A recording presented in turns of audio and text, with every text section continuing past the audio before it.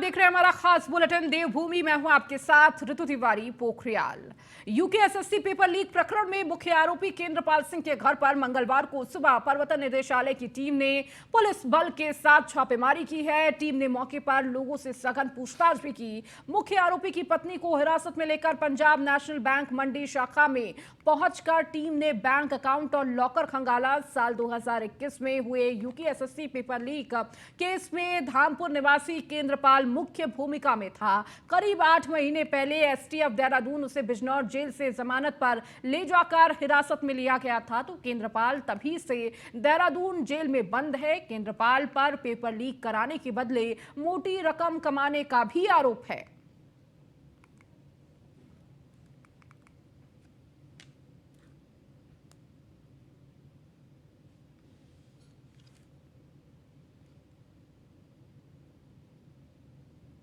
रुड़की की civil line कोतवाली क्षेत्र के बेलड़ा गांव में युवक की मौत के मामले को लेकर हुए बवाल के बाद पुलिस ने गांव में धारा 144 लागू कर दी है।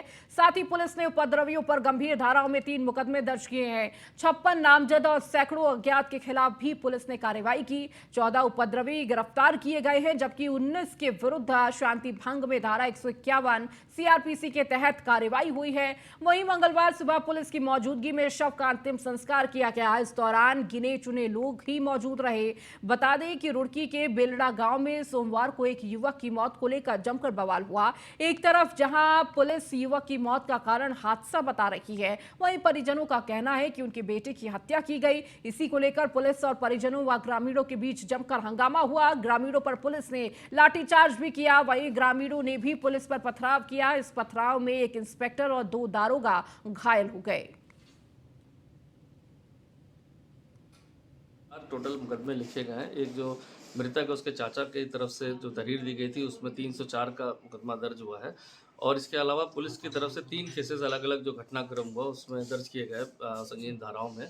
और इसमें 3 मुकदमे जो पुलिस के हैं उसमें अभी तक 13 लोग की गिरफ्तारी रात्रि में हो चुकी है, और 20 लोग जो है प्रिवेंटिव अरेस्ट जो वहाँ बलवा कर रहे थे उनकी प्रिवेंटिव अरेस्ट 151 में की गई। तो टोटल 33 लोग की गिरफ्तारी हो चुकी है। करीब 60 से 70 लोग इसमें नामजद अलग अलग मुकदमों में, जिसके लिए ड्रीम लगाई गई है। बाकी शांति व्यवस्था बनी हुई है। मौके पर मजिस्ट्रेट और एसपी के निगरानी में जो है वहाँ पर पुलिस फोर्स नियुक्त किया गया है। कैसे ड्रोन से भी ड्रोन से, क्योंकि कल घटनाक्रम हुआ था तो ड्रोन से भी इस पर निगरानी रखी गई, आज भी लगाया गया, क्योंकि तो वहाँ पर कल छतों से काफ़ी सारे लोगों ने जो है पत्थरबाजी करी थी, तो उसको भी सर्च किया जाएगा और उसको भी खाली करा दिया गया छतों पर सर्च करके, कि भविष्य में ऐसी घटना ना हो।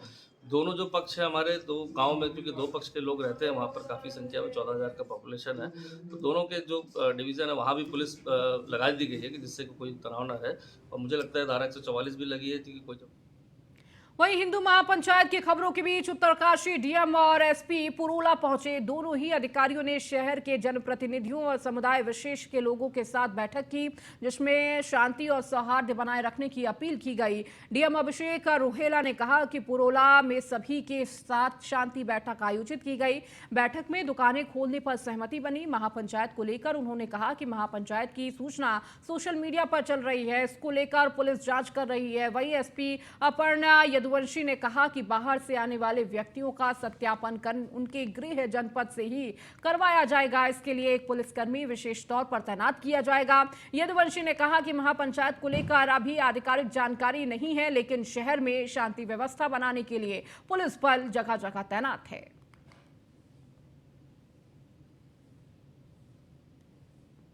इसमें सभी वर्गों के प्रतिनिधि शामिल हुए, जैसे व्यापार मंडल, जनप्रतिनिधिगण, यहाँ के स्थानीय दुकानदार और विभिन्न समुदायों के लोग भी इसमें शामिल हुए हैं। और जो व्यापार मंडल है उन्होंने इसमें बताया है और सभी ने सहमति व्यक्त की कि उनकी तरफ से किसी प्रकार की कोई दुकान ना खोले जाने के बारे में कोई आह्वान नहीं किया गया है, और सभी दुकानदार अपना व्यापार काम करने के लिए, दुकान खोलने के लिए स्वतंत्र हैं। और जो समुदाय विशेष के लोगों से भी फीडबैक। आज जो शांति कमेटी की जो मीटिंग हुई है उसमें एक बात जो ये भी सामने आई है कि इसको कई लोग जो है इसको बेवजह जो है तूल दिए जा रहे हैं और इसको कहीं और ही दिशा में मोड़ रहे हैं। लाइट उनसे उन पे भी हम देखेंगे, उनकी जो बाइट है वीडियो को देखा जाएगा और उसमें जो है अगर कुछ होता है तो उसमें ज़रूर हम अग्रिम वैधानिक कार्रवाई करेंगे। आज जो उत्तरकाशी के पुरोला में हिंदू संगठन ने 15 जून को महापंचायत करने की बात कर रहे तो वहीं मुस्लिम संगठन देहरादून में 18 जून को महापंचायत करने का ऐलान कर चुके हैं। इस बीच पुरोला से विधायक दुर्गेश्वर लाल मीडिया से मुखातिब होते हुए कहा कि इस मामले के लेकर प्रशासनिक अमला लोगों से बात कर रहा है और शांति और सौहार्दपूर्ण वातावरण बना रहे, इसकी अपील की जा रही है। मुख्यमंत्री पुष्कर सिंह धामी कह चुके हैं कि किसी को कानून अपने हाथ में नहीं लेने देंगे। वहीं उन्होंने कहा कि क्षेत्र में वातावरण पूरी तरह से सौहार्द और शांतिपूर्ण बना हुआ है, लेकिन कुछ लोग भ्रामक खबरें फैलाकर इसे गलत तरीके से पेश कर रहे हैं। उत्तराखंड शांत राज्य है और इस राज्य का माहौल खराब ना हो, इसके लिए सभी को प्रयास करना होगा। पहले तो मैं अपने प्रदेश के यशस्वी मुख्यमंत्री जी का तहे दिल से धन्यवाद करना चाहता हूं। मैं और उनको सैल्यूट करता हूं कि उन्होंने एक साहसपूर्ण डिसीजन लिया, क्योंकि उसकी जो जड़ें थी वो बहुत ज़्यादा मजबूत थी। वो देखिए, एक ब्लैकलिस्ट होने के बावजूद भी हिमाचल प्रदेश से ब्लैकलिस्टेड था, फिर भी उसके बाद वो यहाँ आया और जब यहाँ पे उसने पूरे हमारी उत्तराखंड की जो बागवानी थी। उत्तरकाशी जिले के पुरोला में नाबालिग के अपहरण का मामला तूल पकड़ता जा रहा है। ऐसे में 15 जून को क्षेत्रवासियों ने महापंचायत की घोषणा की है, जिसको लेकर पुलिस प्रशासन भी अलर्ट मोड पर नजर आ रहा है। 15 जून को होने वाली महापंचायत को लेकर आईजी गढ़वाल के एन नंग्याल ने कहा कि इस संबंध में संबंधित जिले के जिलाधिकारी निर्देशित किए गए हैं, साथ ही पुलिस को अलर्ट रहने का निर्देश दिया गया है। जो भी वैधानिक कार्रवाई की जानी है किया जा चुका है। जो अभियुक्त गण है उनको हर केस में पुलिस के द्वारा गिरफ्तार करके जेल भेजा गया है। और जहाँ तक महापंचायत की बात है, इससे जो है क्षेत्र में एक संवेदनशीलता बढ़ जाएगी। इसके लिए कल जिलाधिकारी उत्तरकाशी और पुलिस अधीक्षक उत्तरकाशी के द्वारा वहाँ एक सौहार्द वाला दोनों ही पक्षों के लोगों को बुला के गोष्ठी आयोजित की गई, जिसमें साहब ने सहमति व्यक्त की कि यहाँ का अमन चैन बना रहना चाहिए, किसी तरह का कोई अव्यवस्था या लॉ एंड ऑर्डर को हानि। उत्तरकाशी के पुरोला में बनी तनाव की स्थिति के बीच मुस्लिम समाज के लोगों ने मुख्यमंत्री पुष्कर सिंह धामी से मुलाकात की। इस मुलाकात में उन्होंने सौहार्दपूर्ण वातावरण बनाए रखने की अपील की है। मीडिया से मुखातिब वक्फ बोर्ड के अध्यक्ष शादाब शम्स ने कहा कि उन्हें सीएम ने पूरी तरह से आश्वस्त किया है कि किसी को भी कानून अपने हाथ में नहीं लेने दिया जाएगा। वहीं उन्होंने बताया कि जो बेकसूर लोग हैं वह काफी डरे हुए हैं और फोन पर रोते हुए बात कर रहे हैं। माननीय मुख्यमंत्री पुष्कर सिंह धामी जी से मिला था और हम सब जानते हैं कि पुरोला की घटना के बाद पहाड़ धधक रहे।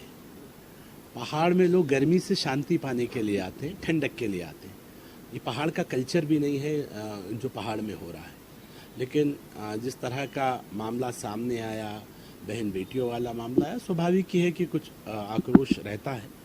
तो हमने माननीय मुख्यमंत्री जी से अनुरोध किया कि अगर कोई न्यूसेंस जानबूझ के क्रिएट करने की कोशिश कर रहा है, ऐसे लोगों के खिलाफ सख्त कार्रवाई।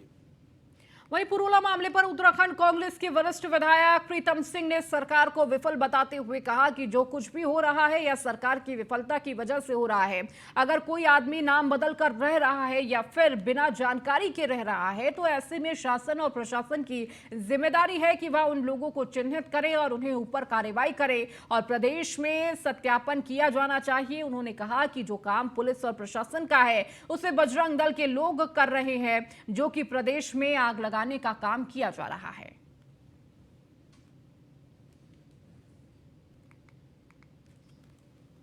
– 2024 का जो चुनाव है, जिस चुनाव में वो हारने जा रही है, इसलिए उन्होंने ध्रुवीकरण करने का काम किया है, क्योंकि वो समझते हैं कि अगर ध्रुवीकरण होगा तो हम 2024 जीत लेंगे। लेकिन कर्नाटक की जनता ने एक संदेश पूरे देश के अंदर देने का काम किया है। अगर सांप्रदायिकता की बात होगी तो उस पर जो है देश के लोग मोहर लगाने का काम नहीं। आखिरकार उद्यान निदेशक हरमिंदर सिंह बवेजा सस्पेंड हो गए। बवेजा पर भ्रष्टाचार के जो आरोप लगे थे, शासन में उनकी जांच चल रही है। इस मामले में चौंकाने वाली बात यह रही कि सीएम ने बवेजा को सस्पेंड करने की जो कार्रवाई की, उसकी भनक ना तो उद्यान विभाग के मंत्री गणेश जोशी को लगी और ना ही विभागीय सचिव को हवा लग पाई। बता दें कि उद्यान निदेशक की शिकायत पुरोला विधायक दुर्गेश लाल ने की थी, जिसमें उन्होंने बागवानी में हुई अनियमितता का मामला उजागर किया था। यही नहीं, इससे पहले भी कई भ्रष्टाचार के मामले सामने आए थे, लेकिन पिछले 1 साल से निदेशक उद्यान के खिलाफ कोई कार्रवाई नहीं हुई। विधायक ने कहा कि इस कार्रवाई के लिए वह मुख्यमंत्री पुष्कर सिंह धामी का धन्यवाद देना चाहते हैं। साथ ही उन्होंने मांग की है कि इसमें एक उच्च स्तरीय जांच की जानी चाहिए और आर्थिक रिकवरी भी होनी चाहिए, ताकि भविष्य में ऐसा कोई करने की भी ना सोचे। सबसे पहले तो मैं अपने प्रदेश के यशस्वी मुख्यमंत्री जी का तहे दिल से धन्यवाद करना चाहता हूं। मैं और उनको सैल्यूट करता हूं कि उन्होंने एक साहसपूर्ण डिसीजन लिया, क्योंकि उसकी जो जड़ें थी वो बहुत ज़्यादा मजबूत थी। वो देखिए, एक ब्लैकलिस्ट होने के बावजूद भी, हिमाचल प्रदेश से ब्लैकलिस्टेड था, फिर भी उसके बाद वो यहाँ आया और जब यहाँ पे उसने पूरे हमारी उत्तराखंड की जो बागवानी थी, क्योंकि हमारी वो रीढ़ की हड्डी, उसको ही कमज़ोर कर दिया था, उसके लिए आज माननीय मुख्यमंत्री ने जो साहसपूर्ण जो डिसीजन लिया, उसके लिए मैं उनका तहे दिल से धन्यवाद करता हूं। सबसे पहले तो मैं नैनीसैनी एयरपोर्ट पिथौरागढ़ को एरोड्रम लाइसेंस मिल गया है। तो एरोड्रम लाइसेंस जारी होने के बाद यहां बड़े जहाज उतर सकेंगे, साथ ही सभी को लैंडिंग और टेक ऑफ की सुविधा मिल सकेगी। पिथौरागढ़ एयरपोर्ट को एयरफोर्स के हवाले करने की तैयारी है। वहीं मुख्यमंत्री पुष्कर सिंह धामी ने एरोड्रम लाइसेंस जारी करने पर प्रधानमंत्री नरेंद्र मोदी और नागर विमानन मंत्री ज्योतिरादित्य सिंधिया का आभार व्यक्त किया है। मुख्यमंत्री ने इसे राज्य की एयर कनेक्टिविटी की मजबूती की दिशा में एक बड़ा कदम बताया है। वहीं केंद्रीय राज्य नागरिक उड्डयन मंत्री वीके सिंह ने कहा कि अब 3 दिन में दिल्ली की दूरी तय करने वाले लोग 2 घंटे में सफर कर सकेंगे। ये पिथौरागढ़ हमारे लिए बहुत महत्वपूर्ण एयरपोर्ट है कनेक्टिविटी के लिहाज से।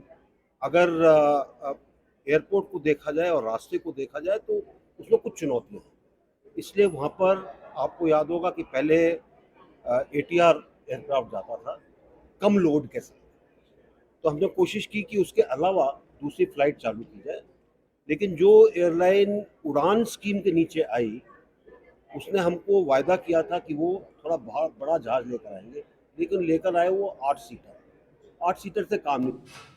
कालाडूंगी तहसील में विधायक प्रतिनिधि विकास भगत ने मुख्यमंत्री राहत कोष से जरूरतमंद लोगों के आए चेकों का वितरण किया। 21 लोगों को बीमारी के इलाज, गरीब परिवार और पुत्री के विवाह के लिए मुख्यमंत्री राहत कोष में आए चेक की दिए। इस अवसर पर विधायक प्रतिनिधि विकास भगत ने कहा कि उत्तराखंड के युवा मुख्यमंत्री पुष्कर सिंह धामी हर जरूरतमंद व्यक्ति की सहायता के लिए तत्पर हैं। कालाडूंगी विधायक बंशीधर के प्रयास से जरूरतमंद लोगों को यह धनराशि वितरित की जा रही है, जिसके लिए वह मुख्यमंत्री धामी और विधायक बंशीधर भगत का आभार व्यक्त करते हैं। मंत्री राहत कोष से यहाँ चेक वितरण किया गया है, जिसमें जो बीमारी के लिए सहायता दी जाती है सरकार द्वारा, माननीय श्री मुख्यमंत्री पुष्कर सिंह धामी जी द्वारा, उस तरह के यहाँ चेकों का वितरण हुआ है। हमारे क्षेत्रीय विधायक बंशीधर भगत जी के प्रयासों से लगभग 15 से अधिक लोगों को ये चेक वितरण किया गया है, जिसमें बीमारी के लिए लोगों को सहायता प्रदान की गई है।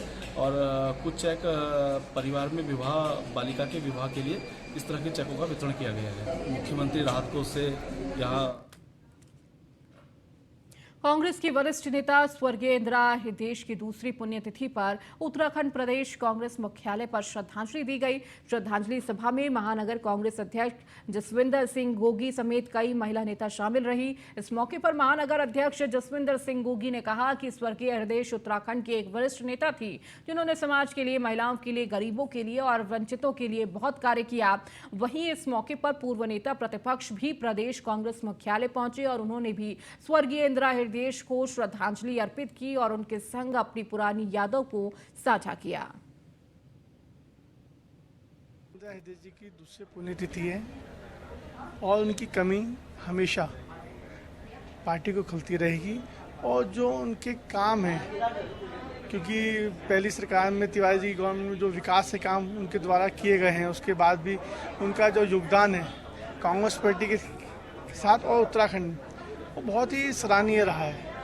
और उनकी कमी हमेशा जो है पार्टी और उत्तराखंड को खलती रहेगी। आज उनको हमने याद किया है और हमने प्रण किया है कि उनके दिखाए गए मार्गों पे हम लोग चलने का प्रयास करें।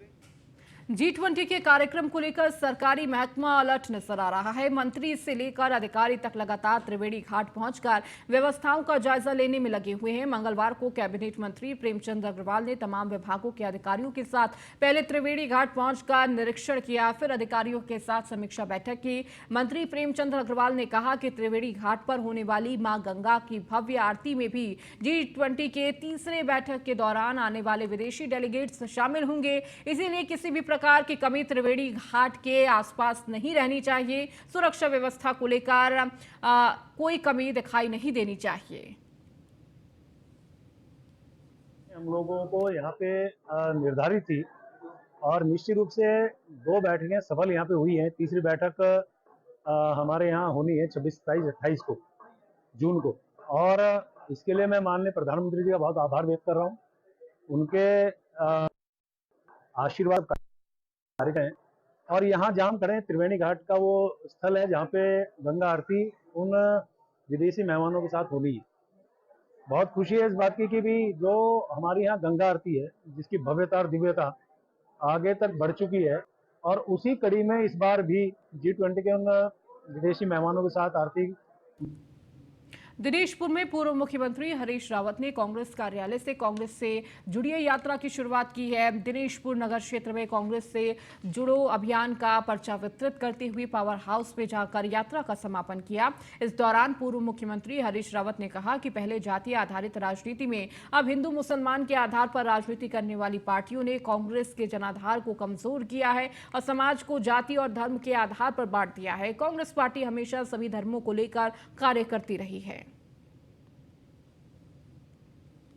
राज्य के लोगों के साथ, उत्तराखंड के साथ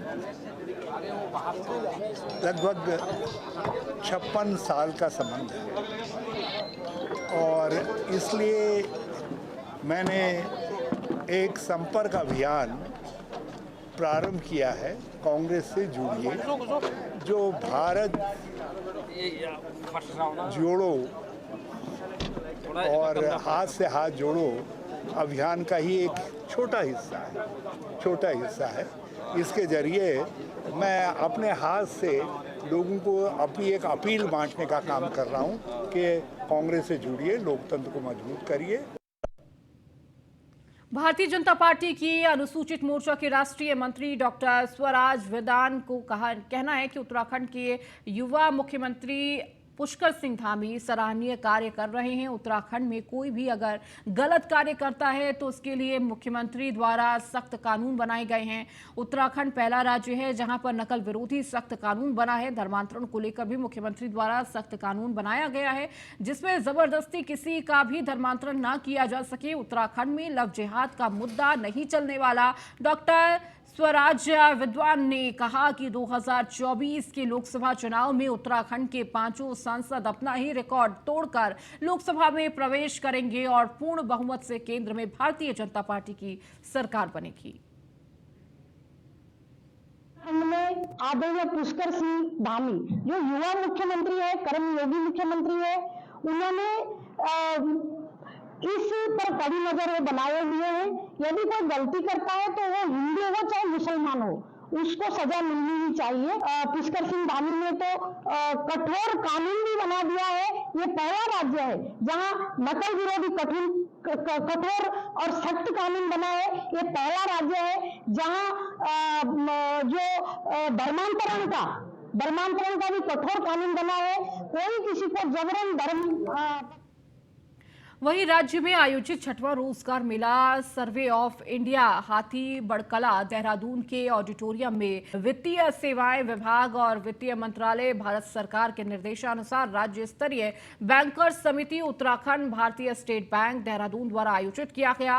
रोजगार मेले में 148 युवाओं को विभिन्न सरकारी संस्थाओं में नियुक्ति हेतु नियुक्ति पत्र प्रदान किए गए। रोजगार मेले के मुख्य अतिथि केंद्रीय मंत्री वीके सिंह रहे। रोजगार मेले में प्रधानमंत्री नरेंद्र मोदी द्वारा ऑनलाइन माध्यम से युवाओं को नियुक्ति पत्र प्रदान किए गए तथा युवाओं को संबोधित भी किया गया। प्रधानमंत्री ने अपने संबोधन में कहा कि रोजगार प्रक्रिया पारदर्शी है और देश के लिए 43 केंद्रों में 70,000 युवाओं को नियुक्ति पत्र प्रदान किए जा रहे हैं।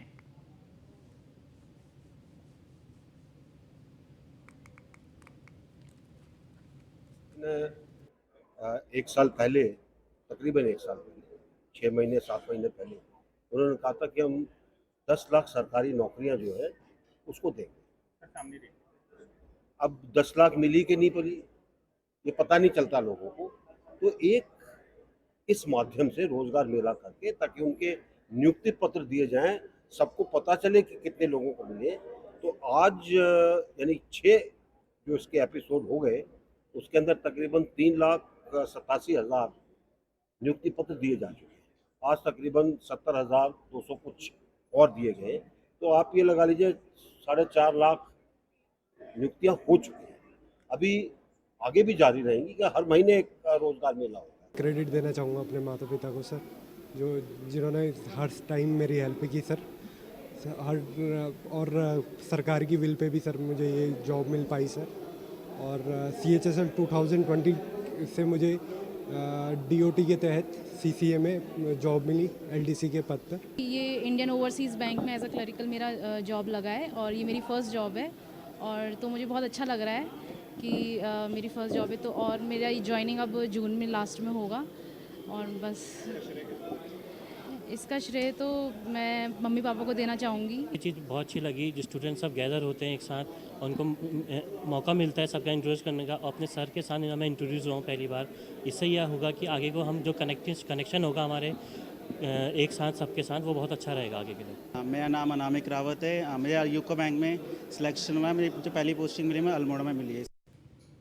उत्तराखंड और यूपी की सीमा में चंद्रपुरी बांगर ग्राम पंचायत क्षेत्र के 2 गांवों की भूमि पर पूर्व में आवंटित कराए गए भूमि पट्टों का आवंटन रद्द होने के बावजूद भारी अतिक्रमण चल रहा था, जिस पर संज्ञान लेकर प्रशासन ने संबंधित भूमि के चिन्हित करते हुए उसे कब्जा मुक्त कराया। लक्सर तहसीलदार चंद्रशेखर वशिष्ठ के मुताबिक करीब 600 बीघा उत्तराखंड सरकार की भूमि को उनके द्वारा कब्जा मुक्त कराया गया है। वहीं पुलिस उपाध्यक्ष मनोज ठाकुर के मुताबिक DM की अध्यक्षता में तहसील दिवस कार्यक्रम के दौरान कई ग्रामीणों की शिकायत पर एक संयुक्त SIT का गठन किया गया था, जिसमें ADM और SP देहात की अध्यक्षता में जांच पूरी करते हुए अतिक्रमण हटाने का निर्देश जारी किया गया था।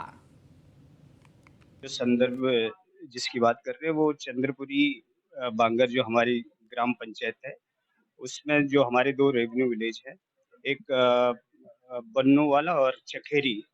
उसमें कुछ भूमियां थी जिनमें कभी पट्टे आवंटित हुए थे, लेकिन अभी वर्तमान में पट्टे निरस्त हो गए हैं। तो वो लोग माननीय सुप्रीम कोर्ट तक भी गए थे, उसके बाद भी उनके पक्ष में कोई डिसीजन नहीं हुआ था। तो उसी के क्रम में कल भारी पुलिस बल की मौजूदगी में जो पट्टे निरस्त हुए थे उनका पूर्व से ही चिन्हीकरण कर लिया गया था। जो तहसील दिवस के दिन DM महोदय द्वारा एक जॉइंट SIT गठित करी गई थी, जिसमें ADM और SP देहात साहब की अध्यक्षता में ये जो जमीन चंद्रपुरी बांगर की थी, इसकी जांच करके अतिक्रमण हटाने की बात कही गई थी। उसी क्रम में कल जो है PAC और अन्य थानों का बल लेके जो है उस पर अतिक्रमण हटाया गया और पुलिस कार्रवाई करी। कुछ दिवस पूर्व जो तहसील दिवस के दिन DM महोदय द्वारा एक जॉइंट SIT गठित करी गई थी, जिसमें ADM और SP देहात साहब की अध्यक्षता में ये जो जमीन चंद्रपुरी बांगर की थी, इसकी जांच करके अतिक्रमण हटाने की बात कही गई थी। उसी क्रम में कल जो है PAC और अन्य थानों का बल लेके जो है उस पर अतिक्रमण हटाया गया और पुलिस कार्रवाई करी। अल्मोड़ा में करोड़ों की लागत से वाहन पार्किंग का निर्माण कार्य जारी है। जिलाधिकारी विनीत तोमर ने मंगलवार को निर्माणाधीन पार्किंग स्थल का निरीक्षण किया। इस दौरान डीएम ने संबंधित अधिकारियों और ठेकेदारों से पार्किंग के कार्य प्रगति के बारे में जाना। वहीं कार्यदायी संस्थाओं को निर्धारित समय में निर्माण कार्य पूरा करने के निर्देश भी दिए। का कुछ इशू है तो इनको जल्दी निस्तारित करने के निर्देश दिए गए हैं। जीजीआईसी की हमारी पार्किंग जल्दी स्टार्ट हो जाए, इसमें ध्यान रखा जाएगा, इसमें कार्रवाई की जाएगी।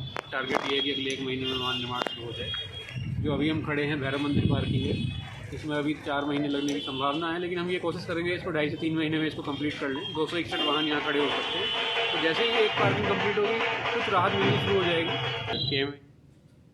ऋषिकेश कोतवाली पुलिस ने चेकिंग के दौरान बस स्टैंड के पास एक कार से 17 पेटी शराब बरामद की है। शराब तस्करी करने के आरोप में कार सवार ड्राइवर सहित 2 लोगों को गिरफ्तार किया गया है। पुलिस ने तस्करी में इस्तेमाल कार को कब्जे में लेकर सीज कर दिया गया। शराब तस्करी करने के आरोपी में पकड़े गए लोगों की पहचान अनुज नेगी निवासी डालनवाला देहरादून और मनीराम निवासी मंडवार जिला बिजनौर के रूप में हुई है। आरोपी के आपराधिक इतिहास की जानकारी पुलिस खंगाल रही है।